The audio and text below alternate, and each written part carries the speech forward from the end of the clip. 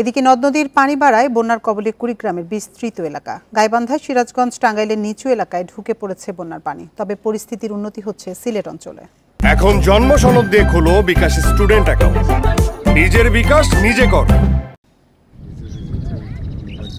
জুলাইয়ের শুরুতেই পানি বাড়তে শুরু করে ব্রহ্মপুত্র দুধকুমারের। দিন তিনেক ধরে বিপদসীমার উপরে দুই নদী। এরই মধ্যে পানিবন্দী অবস্থায় পড়েছেন কুড়িগ্রামের 1.5 লাখ মানুষ।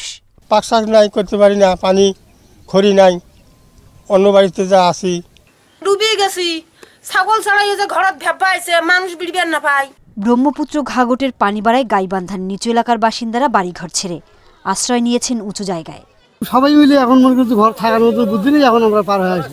পানি বেশি, চলাফেরা সমস্যা, খাওয়া দাওয়ার সমস্যা, রান্না করতে পারি না।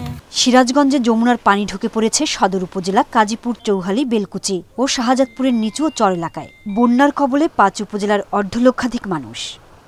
তো ধারণা করা যাচ্ছে এই বৃদ্ধির হারটা 7-8 তারিখ পর্যন্ত কন্টিনিউ করবে। ফলে বিপদসীমা অতিক্রম করে বিপদসীমার 1 মিটার বা 80 সেন্টিমিটার এরকম কাছাকাছি হয়তো বা উপরে থাকবে পানি। যমুনার পানিতে টাঙ্গাইলের 4 উপজেলার নিচু এলাকা প্লাবিত হয়ে কয়েক হাজার মানুষ পানিবন্দী। বন্যা পরিস্থিতির উন্নতি হতে শুরু করেছে জামালপুরে। সিলেট থেকেও নামতে শুরু করেছে বন্যার পানি। তবে এখনও 13 উপজেলায় পানিবন্দী প্রায় 6 লাখ মানুষ। আসি 3 দিন ধরে কষ্ট মধ্যে আছি, এখন যে অবস্থা আছে এরও কষ্ট। এদিকে মৌলভীবাজার, সুনামগঞ্জে বন্যা পরিস্থিতির উন্নতি হয়েছে।